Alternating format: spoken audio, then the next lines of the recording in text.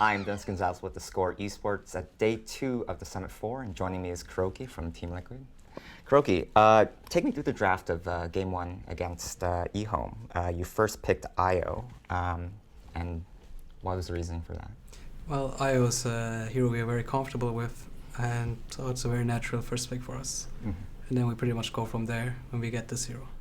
Was the original pairing for the hero the Razor? We kind of leave it open, like we'll figure out by the end of the draft who the Wisp should focus on.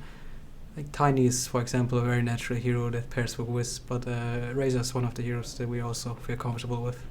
And throughout the early game and somewhat of the mid game, it was fairly even. Where was the turning point for you guys? In the first game, Mm-hmm. I feel like the first game was like very straightforward for us. Okay. Like it didn't feel like the game was even. It felt more like we had an advantage on them, and all we needed to do is like push the advantage. You weren't worried about C2Y's Ember Spirit? He only died once. Not really, because our heroes are just very good with dealing with this hero even later on. Mm-hmm. Game 2 was a little bit different for you guys. EHOME managed to turn it around. Can you walk me through the draft in Game 2?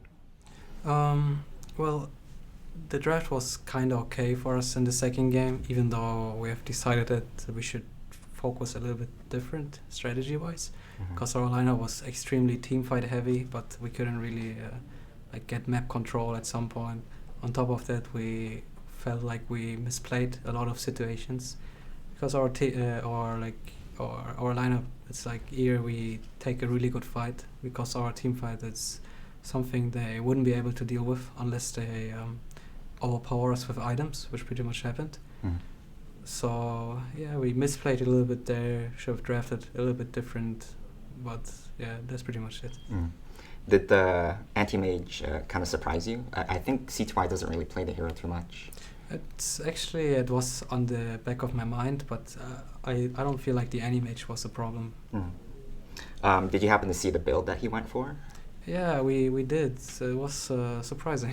Yeah, but you guys weren't too worried about the anti-mage. I mean, overall, we know that anti-mage doesn't really like stop our draft, but at the same time, we just couldn't deal with the pushes. Like they kicked our towers very early on in the game. It was very well done by EHOME, and we couldn't really deal with it. So that was the main problem. I also noticed that throughout most of the game, the kills were fairly even.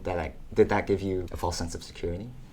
Well, overall, we're pretty experienced players, so we understand when we actually start losing the game.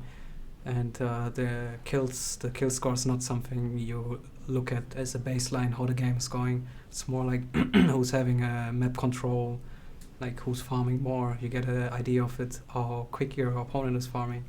These things they matter more usually. Game 3 had the most unique draft from both teams. You guys utilized the Necrophos, and the EHOME picked up the Tidehunter. Could you walk me through that draft? Well, Necro works very well with Wisp usually, so it was a natural pick for us. And I guess they picked Tidehunter to stop the Wisp actually, because it's very hard to relocate onto the team fight because of the Ravage.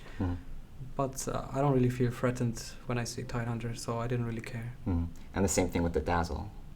Yeah, didn't really care about him either, because we had like our heroes, they just deal with him. Like even though the Dazzle was pretty strong, but the game didn't really go like we wanted to. We felt like we just didn't play well, but at the same time we knew that our draft is superior to them, so that's why we're still confident in winning.